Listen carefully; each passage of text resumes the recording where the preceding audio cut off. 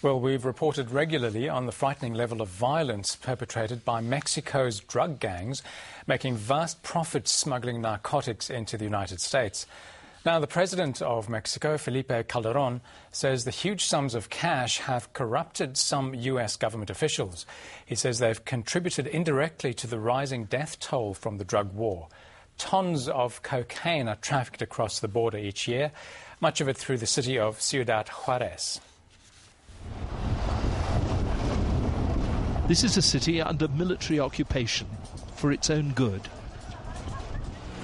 Until 3 weeks ago, Juárez was the battleground between two of Mexico's biggest drug cartels.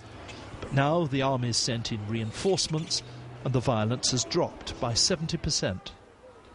Juárez used to be a late-night place with people thronging the streets and filling the bars and restaurants.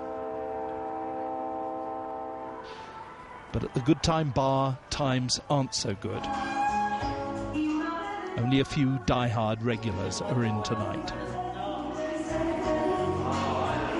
Outside, the army and police cruise the streets and set up checkpoints. It's eerie and unsettling, but it's a lot better than the kind of thing that's been happening in Mexico recently.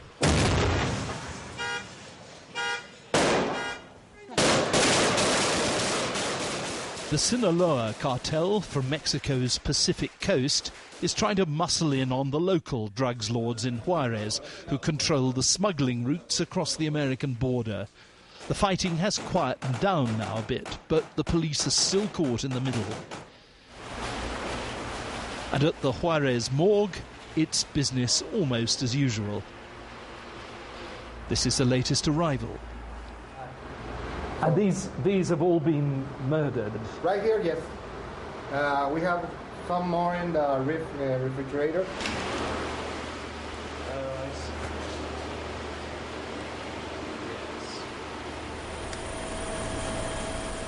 The Mexican army took us up over Juárez. It's the city's great misfortune to be so close to the United States, the world's biggest consumer of drugs. El Paso in Texas is only half a mile away. But it isn't really here that the drugs come through. It's much more difficult to get them through the urban areas. It's out there in the open countryside. That's where hundreds of thousands of illegal immigrants go, and that's where the drugs go too. What comes back into Mexico is money and guns. 90% of the guns used in Mexico's drug wars are smuggled across from America. How are you? It's very nice to Mexico's president thinks American officials must be on the cartel's payroll. It is impossible to pass tons of drugs or cocaine to U.S. without some grade of complicity of some American authorities.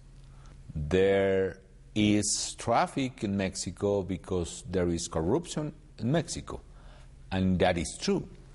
But with the same argument, if there is traffic in the United States, it is because there is some corruption in the United States. If that's true, it means the Americans will have to start thinking the unthinkable. They've already accepted that the demand for illegal drugs in the United States is the cause of the problem. But the possibility that the drugs trade is corrupting their own system is very disturbing.